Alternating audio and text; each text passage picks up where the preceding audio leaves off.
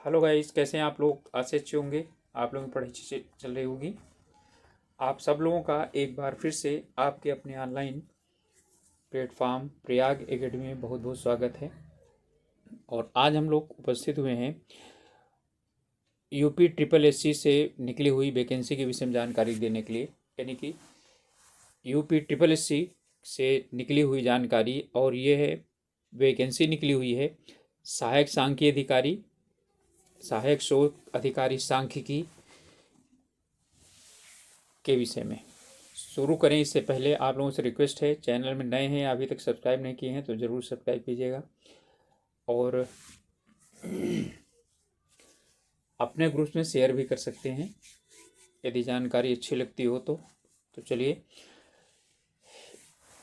इसमें विज्ञापन तो एक दिन पहले आया है ये।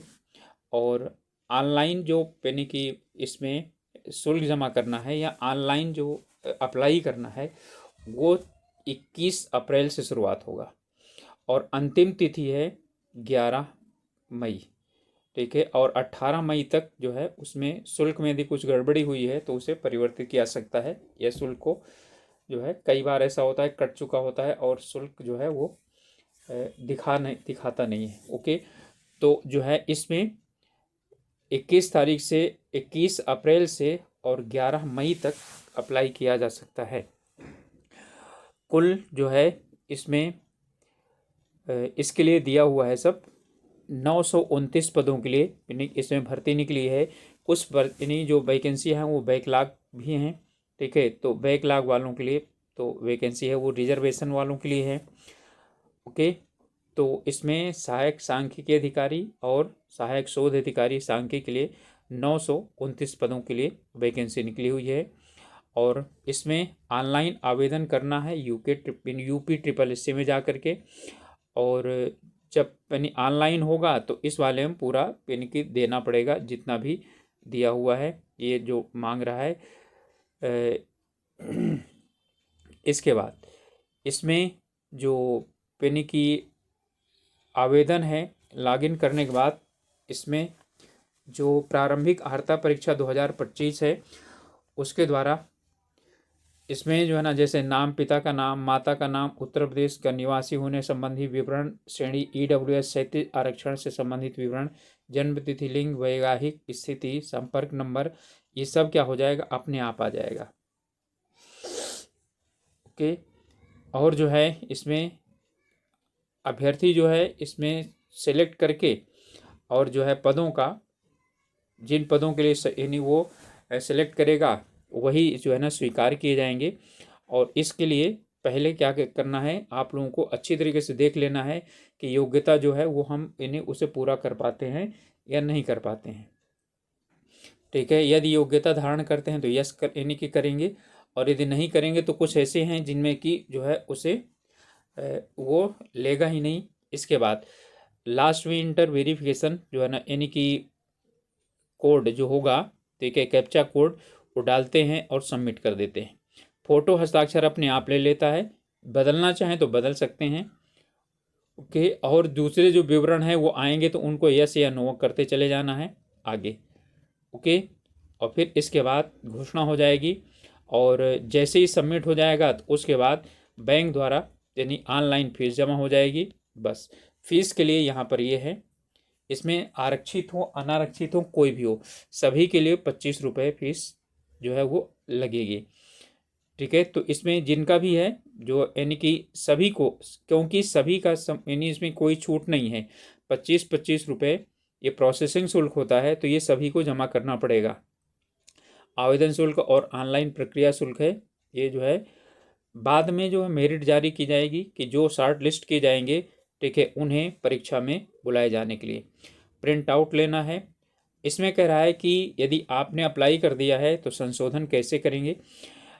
जब यानी कि खुलेगा तो उसमें डैशबोर्ड में जा करके, ठीक है, इन इस एप्लीकेशन सेगमेंट में डैशबोर्ड में जा करके मॉडिफाई माई एप्लीकेशन, उसके बाद क्या करेंगे, वेरीफाई करेंगे, OTP आएगा, फिर आप उसमें से क्या कर सकते हैं, इसमें अभ्यर्थी द्वारा अपने आवेदन पत्र पर निम्नलिखित विवरणों को ही संशोधित किया जा सकता है। उक्त के अतिरिक्त अभ्यर्थी को आवेदन में किसी अन्य विवरण को संशोधित करने की अनुमति नहीं होगी। पत्राचार का पता, अन्य व्यक्तिगत विवरण जैसे ईडब्ल्यूएस एवं क्षैतिज आरक्षण की श्रेणी जो है। इसके बाद आवेदन में अनिवार्य और अधिमानी अर्हताएं दर्ज करने का विवरण, ठीक है, और वैवाहिक परिस्थिति, सिर्फ इन पर ही जो है परिवर्तन किया जा सकता है और परिवर्तन नहीं होगा। और इसमें पदों का जो विवरण है वो दिया गया है यहाँ पर पूरा कि किस विभाग में है, ये विभाग का नाम दिया गया है, पद का नाम क्या है, ठीक है, किस लेवल का है। सभी जो है ना 6 लेवल की वैकेंसी हैं, जिसका कि वेतनमान 9300 रुपये से अधिक, यानी 9300 रुपये से लेकर 34,800 अधिकतम है, ठीक है। तो ये यानी लेवल 6 की जो है वो वैकेंसी है 9,300 वाली जो यानी ग्रेड पे है उस पर। और इनमें अनारक्षित के लिए ये हैं, फिर अनुसूचित जाति, अनुसूचित जनजाति, ओबीसी, ईडब्ल्यूएस के लिए, और कुल पदों की संख्या जितनी है वो यहाँ पर दी गई है। अब जैसे यहाँ पर सहायक सांख्यिकी अधिकारी उत्तर प्रदेश अर्थ एवं संख्या, ठीक है, प्रभाग, सहायक सांख्यिकी अधिकारी, इसमें अनारक्षित 170, एससी 24, एसटी कोई वैकेंसी नहीं, ओबीसी 45, ईडब्ल्यूएस 26 और कुल 267 वैकेंसी है, स्थायी है, ठीक है। और ये बैकलॉग वैकेंसी है, ठीक है, इसी में है सहायक सांख्यिकी अधिकारी की। तो 90 तो एससी की हैं, ठीक है, 9 एसटी की हैं, 135 ओबीसी के, यानी 234 वैकेंसी क्या है इसमें, यहीं पर इसी विभाग में बैकलॉग वैकेंसी है। इसके बाद है राज्य कर आयुक्त कार्यालय में सहायक सांख्यिकी अधिकारी के लिए, ये भी वही है, इसमें भी लेवल 6 की वैकेंसी है, और न्यूनतम 35,400 से वैकेंसी लेकर के अधिकतम 1,12,400 तक, पे बैंड 2 यानी 4200 गेट पे का है, ठीक है। और इसमें 44 जो है वैकेंसी जनरल की, 13 एससी की, 1 एसटी की, 10 जो ना ओबीसी की, 7 जो हैं ये वैकेंसी है ईडब्ल्यूएस की, और 75 वैकेंसी कुल हैं।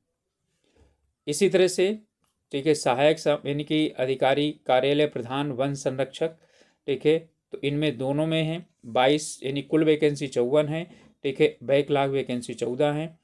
और प्रशिक्षण एवं सेवायोजन निदेशालय उत्तर प्रदेश, ठीक है, यहाँ पर कुल वैकेंसी है 40।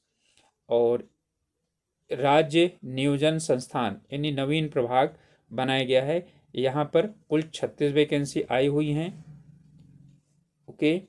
और इसी में बैकलॉग वैकेंसी की कुल 4 पद हैं। आयुक्त एवं निबंधन सहकारिता उत्तर प्रदेश, यहाँ पर भी सांख्यिकी अधिकारी की सब 6 लेवल की वैकेंसी हैं, 12 पोस्ट है कुल, और यानी 5 पोस्ट जो है इसी विभाग में बैकलॉग वैकेंसी है। और अनुसूचित जाति, अनुसूचित जनजाति एवं शोध प्रशिक्षण संस्थान में कुल 10 वैकेंसी हैं। और पशुपालन निदेशालय में यहाँ पर कुल 60 वैकेंसी हैं, जिनमें कि 24 जो है वो जनरल के है, 13 जो है ना एससी की, 1 एसटी की, 16 जो है वो वैकेंसी ओबीसी की हैं, 6 वैकेंसी ईडब्ल्यूएस की हैं, कुल 60 हैं, ओके। पशुपालन निदेशालय में इसमें विशेष चयन की वैकेंसी 12 है, ठीक है, 7 एससी और 5 ओबीसी। और गन्ना अधिकारी एवं चीनी अधिष्ठान, ठीक है, सांख्यिकी सहायक, और ये भी 6 लेवल की वैकेंसी है, इसमें जो है कुल 38 वैकेंसी है। चिकित्सा एवं स्वास्थ्य सेवा निदेशालय उत्तर प्रदेश, यहाँ पर भी कुल 44 वैकेंसी हैं। और सिंचाई एवं जल संसाधन निदेशालय, यहाँ पर कुल 10 वैकेंसी हैं। सिंचाई एवं जल संसाधन ये विशेष चयन है, बैकलॉग 1 वैकेंसी है, एससी की है।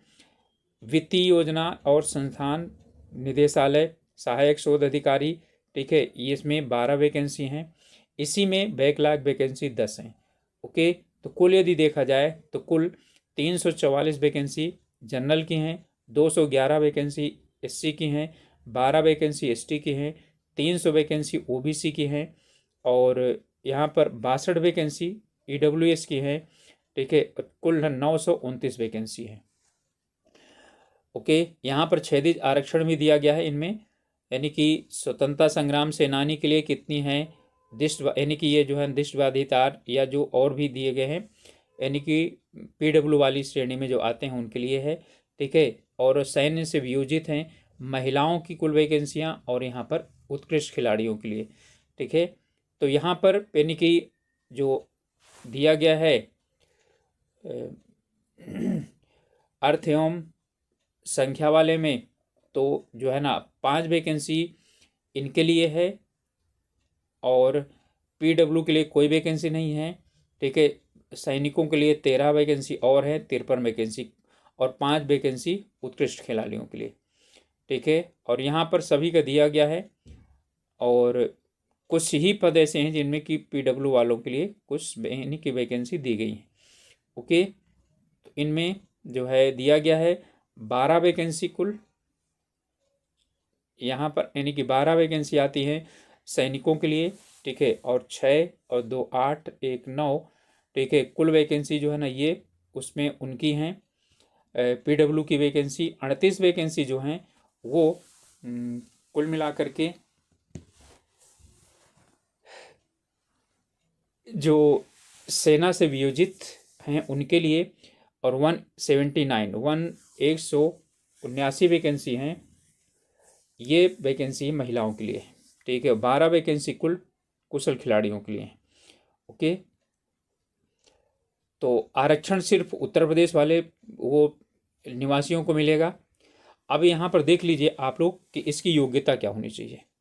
योग्यता में नंबर 1 आता है, पहला कि भारत में विधि द्वारा स्थापित, बहुत से लोगों ने इसमें शोर कर रखा था, तो आप लोग देख लीजिए, भारत में विधि द्वारा स्थापित किसी विश्वविद्यालय से गणितीय सांख्यिकी या वाणिज्य या अर्थशास्त्र या सांख्यिकी में स्नातकोत्तर उपाधि अर्थात मास्टर डिग्री होना चाहिए, ठीक है। मास्टर डिग्री या तो मैथ में हो, या तो मैथमेटिकल स्टैटिक्स में हो, या तो MCOM हो, ठीक है, या तो अर्थशास्त्र में क्या हो, यानी कि MA हो, ठीक है। लेकिन ध्यान रहे यहाँ पर कोई परसेंट नहीं मांगा गया, 55% या कितना कुछ नहीं मांगा गया। पहले काफ़ी ज़्यादा लोगों ने इस पर शोर किया था कि इसमें 55% मांगेगा, ठीक है, लेकिन यहाँ पर परसेंटेज कुछ भी नहीं है। पहले तो ये हो गई, ध्यान रखिएगा। यानी ये दोनों जो है ना, दोनों वो योग्यताएं जरूरी है। डोएक से O लेवल का डिप्लोमा या किसी मान्यता प्राप्त विश्वविद्यालय संस्थान से कंप्यूटर विज्ञान में कम से कम 1 वर्ष का डिप्लोमा, ठीक है, ये होना चाहिए, ठीक है। तभी आप क्या कर सकते हैं। और देवनागरी का ज्ञान तीसरा, 3 योग्यताएं मानी गई। पहली योग्यता क्या है, मास्टर डिग्री होना चाहिए इन विषयों में। दूसरी O लेवल का कंप्यूटर का होना चाहिए, नहीं है तो मत भरिए, ठीक है। यदि आप लोग पढ़ाई में अच्छे होंगे तो किसी बच्चे का क्या करेंगे, सीट काट देंगे, जिसके पास होगा वो वो उसमें सेलेक्ट नहीं हो पाएगा। इसलिए तो आप ये मत सोचिए 1 साल में होता है ये, और आपके पास जिस दिन आप अप्लाई कर रहे हैं उसी दिन आपके पास होना चाहिए। उसके बाद आप सोचेंगे हम 1 साल का डिप्लोमा प्राप्त कर लेंगे, नहीं। आपको डिप्लोमा के विषय में उस यानी कि जिस दिन आपके पास है उसी दिन होना चाहिए, यानी इसकी लास्ट डेट तक, अर्थात मई तक, ठीक है, 11 मई तक जो है वो आपके पास होना चाहिए, ओके। और इसमें अधिमानी योग्यताएं हैं, वो है कि टेरिटोरियल आर्मी में 2 साल का वो हो, या तो NCC का B हो, ठीक है। और इसमें है 1 जुलाई को 21 साल के वर्ष, और जो है ना 40 साल से 20 होना चाहिए, ठीक है। और उत्तर प्रदेश के जो हैं आरक्षित वर्ग के लोग, उनके लिए जो है वो जो उत्तर प्रदेश सरकार द्वारा मान्य है, स्वीकृत है, उतनी क्या हो जाएगी, उच्चतर आयु में छूट दी जाएगी, निम्नतम आयु में छूट नहीं दी जाती है, ओके। चयन के आधार के लिए दिया गया है परीक्षा योजना, क्लियर दे दिया है, सिलेबस दे दिया है, सब कुछ है, ठीक है। यहाँ पर 100 प्रश्नों की एक क्या होगी, 100 प्रश्नों की एक परीक्षा होगी, जो 2 घंटे का प्रश्न पत्र होगा और MCQ वाला होगा, और निगेटिव मार्किंग होगी 1/4, यहाँ पर दिया हुआ है, ठीक है। यहाँ पर दिया है ना, यानी लिखित परीक्षा योजना, और जो है इसमें तो यहाँ पर चयन का आधार दिया गया है, ठीक है। क्योंकि ये ग्रुप C के अंतर्गत वैकेंसी आ गई है, इसलिए इसमें इंटरव्यू नहीं होगा, ओके। तो यहाँ पर जो है इनमें चयन का आधार दिया गया है, यहाँ क्लियर दिया हुआ है, साक्षात्कार बंद किया जाना।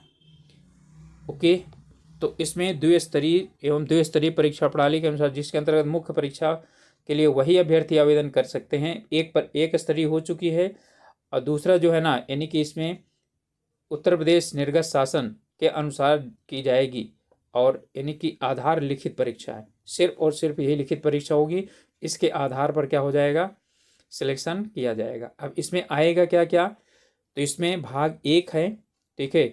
इसमें भाग 1 में यदि जोड़ा जाए तो शायद 65 प्रश्न आएंगे, क्योंकि 15 और 20 35, तो 65 जो है ना प्रश्न और 65 अंक का, ठीक है। इसमें सांख्यिकी से 10 प्रश्न आएंगे 10 अंक के, आंकड़ों का संग्रह और प्रस्तुतिकरण 10 अंक के, 10 यानी 10 क्वेश्चन 10 अंक, केंद्रीय प्रवृत्ति एवं प्रकीर्णन मापांक 10 प्रश्न 10 अंक, सूचकांक दरें एवं अनुपात 10 यानी 5 प्रश्न 5 अंक, सहसंबंध और प्रतिमान यानी रिग्रेशन, ठीक है, 5 और 5, ठीक है, मौलिक गणितीय अवधारणाएं 5 और 5 यानी 5 क्वेश्चन 5 अंक का, क्रमचय संचय और प्रारंभिक प्रायिकता 5 प्रश्न और 5 जो है इसमें अंक, भारतीय अर्थव्यवस्था के सांख्यिकी मापांक, ठीक है, 10 प्रश्न 10 अंक के, ठीक है, भारतीय सांख्यिकी प्रणाली 5 प्रश्न और 5 अंक के, तो कुल ये 65 अंक के होंगे। और कंप्यूटर सूचना प्रौद्योगिकी अवधारणाएं इसमें 15 अंक का होगा, यानी 15 क्वेश्चन होंगे 15 अंक के। उत्तर प्रदेश संबंधी जानकारी 20 प्रश्न होंगे और 20 अंक के होंगे, तो कुल 100 प्रश्न 100 अंक के। पाठ्यक्रम पूरा दिया गया है, ठीक है, पाठ्यक्रम यहाँ पर जो है वो पूरा दिया गया है। इससे पहले आप लोग डाउनलोड करिए, डाउनलोड करने के बाद, ठीक है, उसे आप लोग यानी कि अच्छी तरह से पढ़िए, ठीक है। ये कंप्यूटर का पूरा दिया हुआ है, ओके, और ये उत्तर प्रदेश संबंधी जानकारी दी गई। यही चीज़ आपका इंग्लिश में दिया गया है, ठीक है, ये पूरा इंग्लिश में भी सिलेबस दिया गया है। जो बच्चे इंग्लिश मीडियम वाले हैं वो इंग्लिश में सिलेबस देख सकते हैं, ओके। इसके बाद जो है नीचे सभी चीज़ें वो प्रमाण पत्र वगैरह दिया गया है कि ये प्रमाण कैसे जो है ना लगाया जाएगा। इक्वल जो है ना, इक्वल वैलेंट की बात जहाँ तक आती है तो पाठ्यक्रम जो है वो इक्वल वैलेंट की बात है, ठीक है। तो यहाँ पर है स्नातकोत्तर, और ये यानी यहाँ पर जो इक्वल वैलेंट है वो इन्हें बताया गया है कि उन्हें इक्वल माना जाएगा, ओके। तो अब जो है यानी कि इतना था। इसके बाद ये जितने भी दिए गए हैं वो प्रोफार्मा है सर्टिफिकेट बनवाने के लिए। तो हम लोग जो है एक बार फिर देखते हैं कि इसमें जो डेट है वो ध्यान दे लीजिए। शुरुआत होगी ऑनलाइन की डेट वो 21 अप्रैल से शुरुआत होगी और 11 मई तक होगी। तो आपके पास सभी योग्यताएं 11 मई तक होनी चाहिए। अपेयरिंग्स नहीं मानता है ये, ओके, अपेयरिंग को जो है ये स्वीकार नहीं करता। और जो 1 साल का डिप्लोमा मांग रहा है वो मान्यता प्राप्त होना चाहिए, कहीं और दूसरी जगह से नहीं, प्राइवेट संस्थान वगैरह से नहीं, जो मान्यता प्राप्त है उत्तर प्रदेश गवर्नमेंट से या केंद्रीय सरकार से, वहाँ से होना चाहिए, ओके। तो ये जानकारी थी। इसी तरह की जानकारी लेकर हम लोग उपस्थित होते हैं, और इसमें आप लोगों की तैयारी से संबंधित भी कई जैसे हिस्ट्री है, पॉलिटी है, साइंस है आदि से संबंधित MCQ वगैरह, कुछ जो है हिंदी से संबंधित इसमें स्टडी मटेरियल भी इस चैनल पर आप लोगों को पड़े हुए हैं और लगातार हम लोग देते रहते हैं। तो ज़रूर ज्वाइन कीजिए हमारे चैनल को, और ठीक है, बताइए कि आप लोगों को जानकारी कैसे लगती है, ओके। तो मिलेंगे अगले वीडियो में, तब तक के लिए ऑल द बेस्ट।